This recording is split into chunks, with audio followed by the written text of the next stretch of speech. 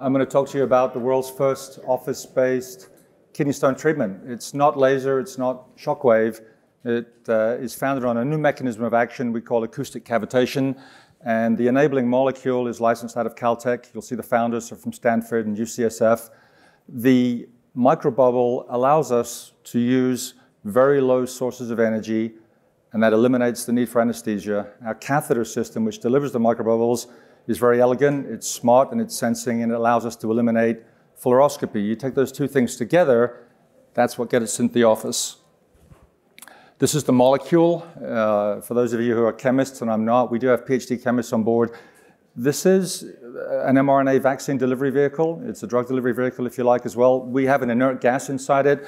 On the outside is a ligand with a bisphosphonate tag that's negatively charged. It has an affinity for calcium or magnesium, anything positively charged, in fact. There's lots of calcium in kidney stones. Probably 90% of kidney stones have calcium in them. Therefore, when we put microbubbles in the ureter, they want to be near the kidney stone, and the external source of energy can cause those microbubbles to do the work for us. It comes as a dry powder. It's shelf life to 5 years at controlled temperature, 2 years at room temperature, and it's just reconstituted with regular water or saline for injection. We deliver 0.5 milliliters in several doses over the course of 30 minutes, but that expansion and contraction releases microjets of energy on the stone, which I'll show you. And it's a device because that mechanism of action is entirely mechanical. There's no chemical activity going on here. There's no bioexcretion or absorption going on. There's no physiology whatsoever. So it's purely mechanical energy. Think about it as tiny depth charges on the stone. And that mechanism of action is quite revolutionary. This is what it looks like. If you can click play for me, or does that happen here? There's the catheter on the top, squirting the microbubbles in, looks like cigarette smoke. The ultrasound is invisible coming from the side. Those tiny 4 to 10 nanometer bubbles are in all the cracks and crevices, and they're expanding and catastrophically collapsing and releasing energy and degrading the stone into fragments which are naturally excreted. So there's no confirmation required. We, in our studies, have shown that we get the stone particles down to naturally excretable sizes with a 30-minute office-based procedure. Obviously patented, not just the microbubbles and the molecules that we tag to it, but also the manufacturing process and the cost of goods. The smart catheter that we use to deliver the microbubbles is also patented along with the other hardware. I won't get into too much detail here, but it's issued not just in the United States, but in Europe and China and other countries. This is how it looks in the office. The patient procedurally sedated, conscious sedation you might call it. That means could be nitrous oxide like Urolift, it could be midazolam, but no general anesthesia, no anesthesia team. The doctor standing at the bedside and the console on a cart, the ultrasound probe locked in place with an arm with a single universal ball joint lock.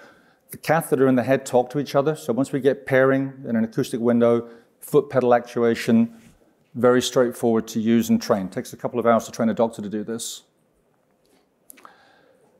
And there's a single-use tray that goes with it per procedure. So the tray consists of a catheter and the microbubbles, the fluidics, and some accessories. That's going to be highly priced. It costs about $200 to make in the United States at this time. The way our reimbursement and coding is set up, we think we can sell it for about $2,500 per procedure. And because we're eliminating all these costs, the anesthesia team, the fluoroscopy, the in-hospital procedure time, it's still a win-win for payers, both Medicare and private payers. And it pays the physician more than they're paid presently for laser or ultrasound procedures like shockwave.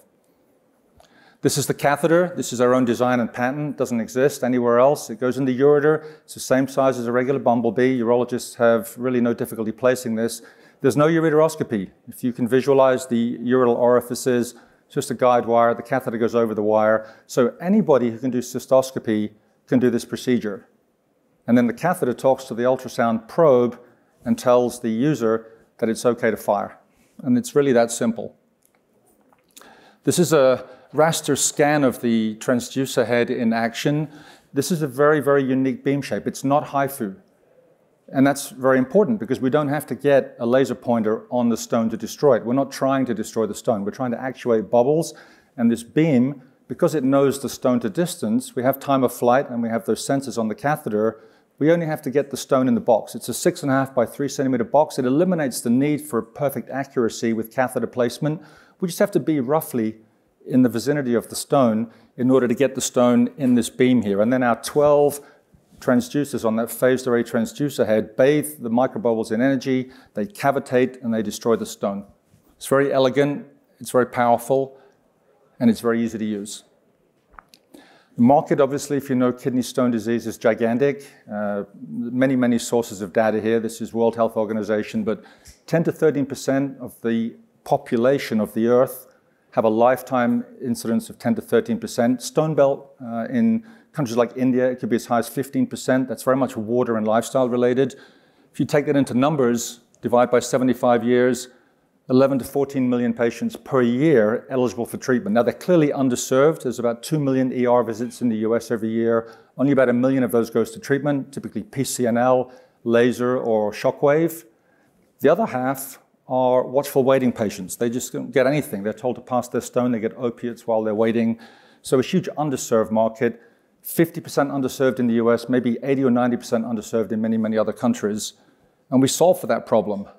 This is not getting better, it's getting worse. As our population ages, as climate and water problems materialize, disease incidence is going up. It's already skyrocketed in the United States, and other countries are much worse. This is a time and motion study from SUNY. Just for California, we looked at how long it takes to get treatment. We looked at how far patients have to travel, and we looked at outcomes. Terrible standard of care between, say, rural farm workers in California and urban elites. Average of 100 miles to get treatment.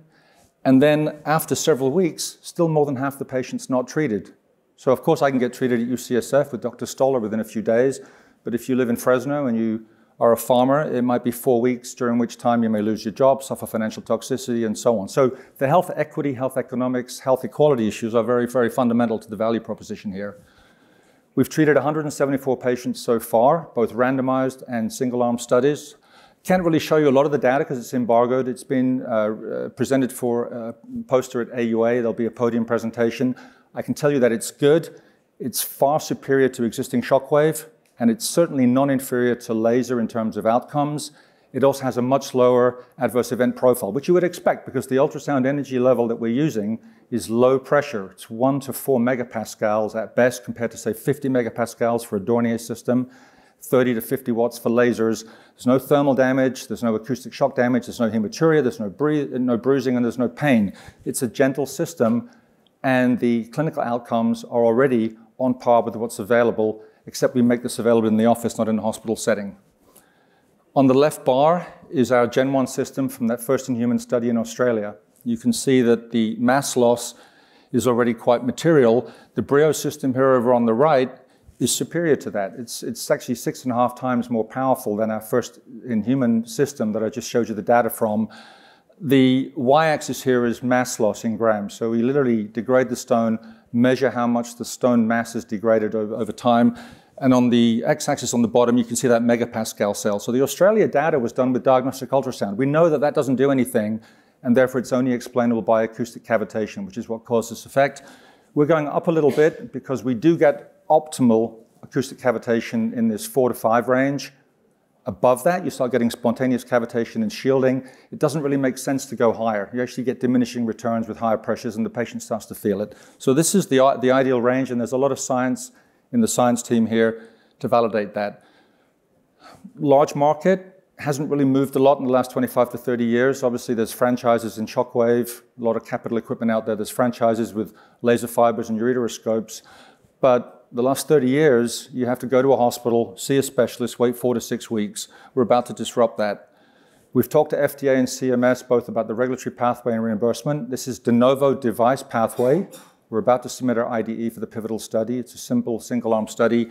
The reimbursement pathway in the ASC HOPD setting, Cat 3 code moving to Cat 1 over time, but more importantly in the office setting, very likely an APC level 5, $4,900 payment, $800 for the physician, $2,500 for our single-use kit, and everybody wins. It's still more payment for the physician than in the hospital. It's still lower price for the payers than in the hospital, and the patient gets access Monday instead of 4 weeks from now, anywhere where there's a urologist or a hospital to treat them. So we have access to all the major markets. We have strategic partners lined up for China, India, United States. We will analyze the sales model once we get our approval, which should be this time next year. And the C round gets us to that border. We have a device ready for clinicals. The commercial device will be part of the uses of cash for this round here. This is the team. Alice Long and Matt Hopcroft, chemistry and systems engineer. Rohit Garatra from Stanford, 2 exits behind him recently with Johnson & Johnson and Acclarent. This is my 5th startup. I've sold 3 of the last 4 companies. I've been involved with public company settings as well. So it's a very experienced team. Didn't mention our professors from UCSF and Stanford on our board, or the physicians advisory board, very prestigious. It's ready to go, and it's coming to a cruise ship, a MASH tent, or a small hospital near you this time next year. Thanks very much.